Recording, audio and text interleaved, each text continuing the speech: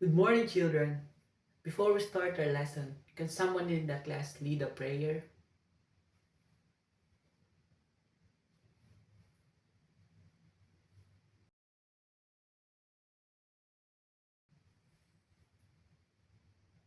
Oh, kamusta? Okay lang bang lahat? Again, good morning, students. Again, I am your teacher in Physical Education 10, Mr. Funelas. So now, before we start our lesson, let me check the attendance first. Let me ask you, is anyone absent from the class?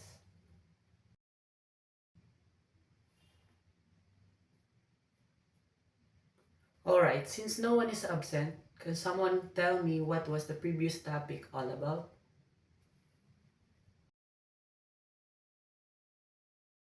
Yes, that's correct.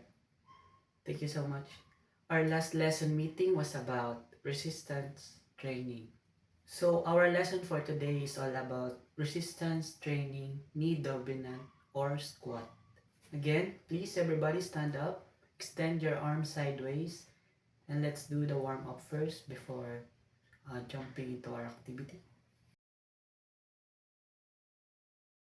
So for the objectives, we have define various types of resistance training knee dominant or squats exercises. Execute proper squat techniques with correct posture.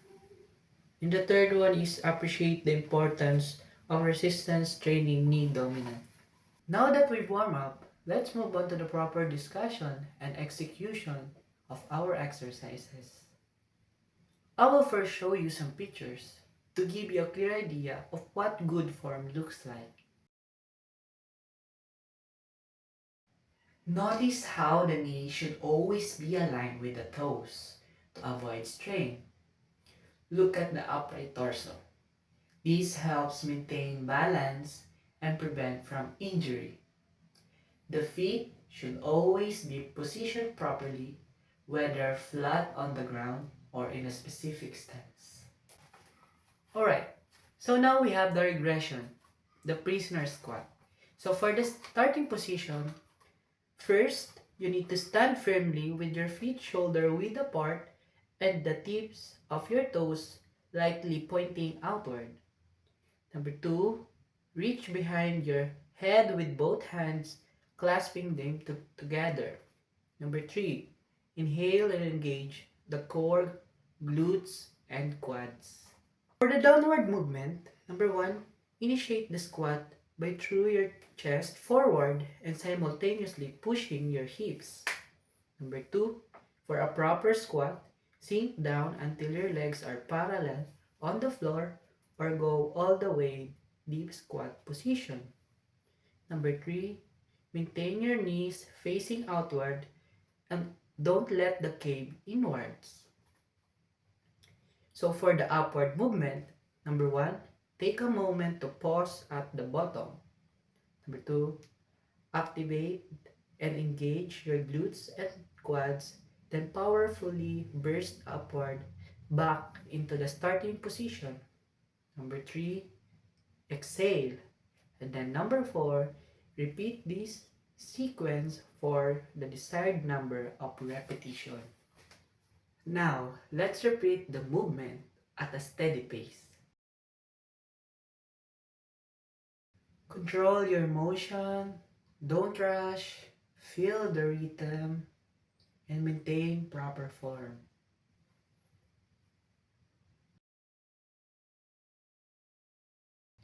Yes, keep going until you find your flow and the movement feels natural.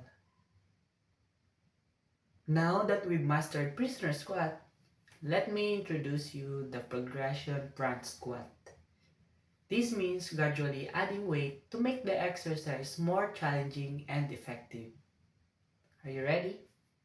So, in the progression front squat, for example, we can use a little kettlebell or a dumbbell to increase the load. So, progression front squat, the starting position, number 1, using a rack, set the pins at a level that allows the barbell to rest at shoulder weight. Number 2, place the fingertips of each hand at an equal distance on the bar and rotate the elbows under the bar. The bar should rest on the fingertips and the triceps should be parallel to the ground. Number 3, the bar should sit between the front delt and the neck and be actively pressed up off the collarbone by keeping elbows high. Number 4, unrock the bar by stacking the hips under the shoulders and standing up.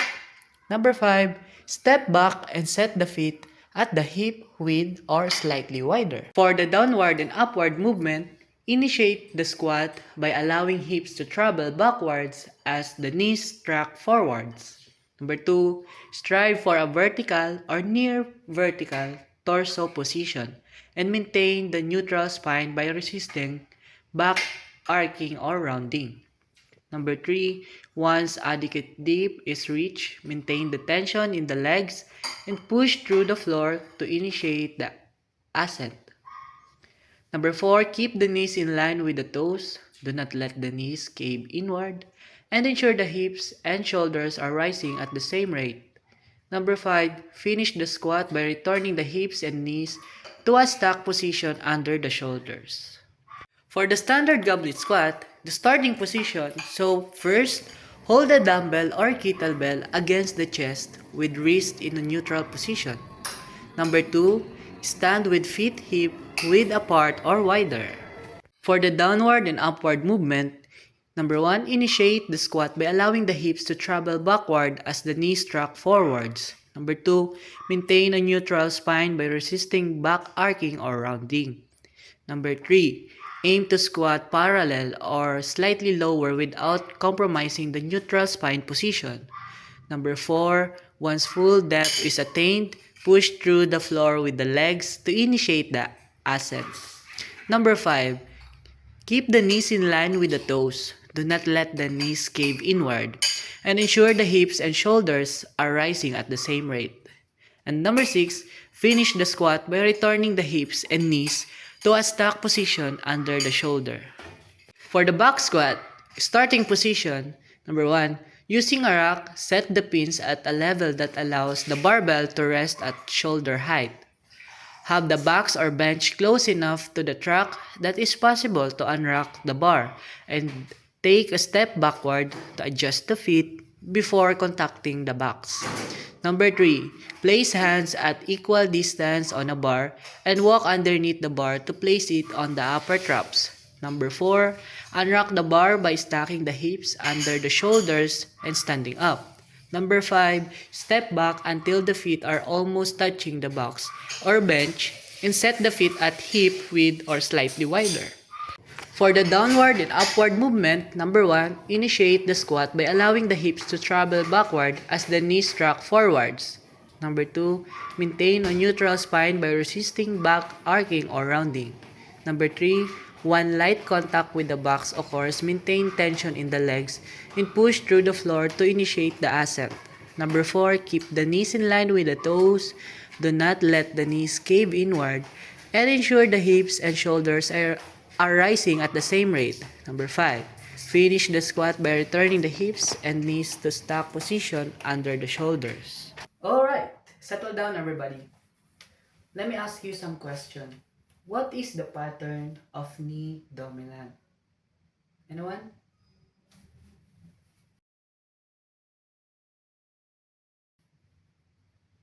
Very good. The pattern of knee dominant is squat and deadlift. That's correct. Alright, next question. What are the basic skills of knee dominant?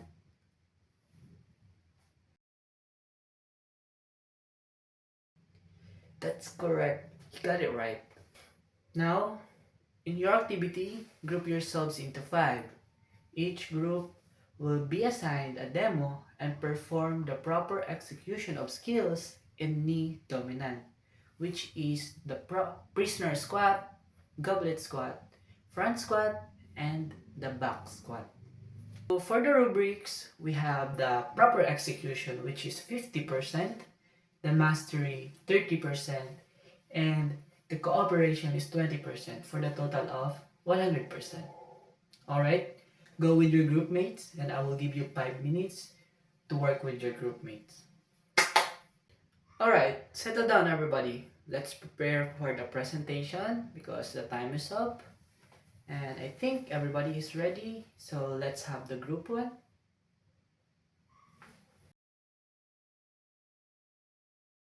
Thank you for your cooperation or participation. Now go back to your respective chairs and settle down. Okay, class? How's your experience in learning regarding our discussion and activity? Very good. Any other additional answers?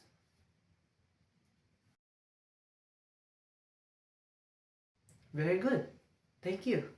Now for your activity, get a 1/4 sheet of paper, listen, and answer the following questions, and write the correct letter of the answer. Alright? Are you guys ready? Let's have the question number 1. What is the starting position of prisoner squat? Letter A, stand squarely with the feet shoulder width apart, hug the weight against the chest, and keep the elbows down. Letter B, stand squarely with the feet shoulder width apart, place both hands on the back of your head, and keep your elbow pointed to the side. Letter C, hold the dumbbell or kettlebell vertically. Again, what is the starting position of prisoner squat? Letter A, stand squarely with the feet shoulder width apart, hug the weight against the chest, and keep the elbows down. Letter B, stand squarely with the feet shoulder width apart, place both hands on the back of your head, and keep your elbow pointed down. And letter C, hold the dumbbell or kettlebell vertically. Alright, let's have number 2. What is the best definition of parallel arm position in the back squat? Letter A. Grasp the bar with a closed pronated grip slightly wider. Move up the bar to place it on the anterior deltoid clavicle and fully flex the elbow to position the upper arm parallel. Letter B. Flex the elbow and cross the arms on the front of the chest and raise the elbow to position the arms parallel to the floor. Letter C. Keep the weight against the chest. Hold the dumbbell vertically. Again, what is the best definition of parallel arm position in back squat? Letter A. Grasp the bar with a close pronated grip slightly wider. Move up the bar to place it on the anterior deltoid clavicle and fully flex the elbow to position the upper arm parallel. Letter B. Flex the elbow and cross the arms on the floor of the chest and raise the elbow to position the arms parallel to the floor. Letter C. Keep the weight against the chest. Hold the dumbbell vertically. Alright, for number 3, what is the work exercise that helps your glutes improve while using dumbbells or kettlebells? Letter A, prisoner squat and lateral squat. Letter B, lunge and glute bridge. Letter C, box squat and goblet squat. Again, what is the work exercise that helps your glutes improve while using dumbbells or kettlebells? Letter A, prisoner squat and lateral squat. Letter B, lunge and glute bridge. And letter C, box squat and goblet squat. So now for the number 4, what are the knee dominant patterns? Letter A, squats and deadlift. Letter B, flexibility routines. And letter C, dynamic stretching. Again, what are the knee dominant patterns? Letter A, squats and deadlift. Letter B, flexibility routines. And letter C, dynamic stretching. Number 5, strength training movement that use resistance to bend the knees through a full range of motion. Letter A, pull-up exercise. Letter B, resistant knee dominant. And letter C, hip dominant. Again, strength training movement that use resistance to bend the knees through a full range of motion is letter A, pull-up exercise. Letter B, resistance knee dominance. And letter C, hip dominance. Alright, pass your papers. Pass your papers, everybody. And that's it, everybody. Thank you for listening, participating, for doing our discussion and activity. I hope you learned and see you next meeting. Bye bye, everybody.